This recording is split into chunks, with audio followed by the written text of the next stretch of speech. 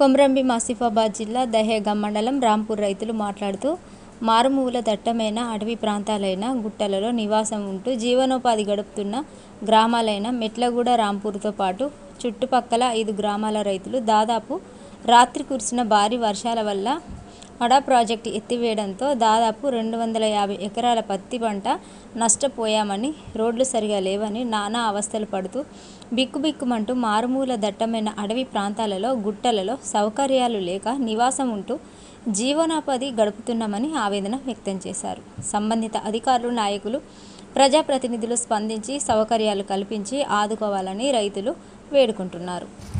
నా పేరు బోరె నాగేష్, రాంపూర్ మాది. కొమరంభీం ఆసిఫాబాద్ జిల్లా దహేగాం మండల్ రాంపూర్ గ్రామం.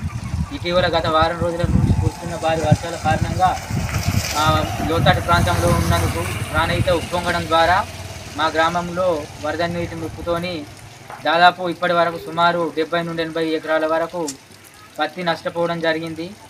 అదేవిధంగా ఇంకా దూరం రాకడతోనే ఉంది.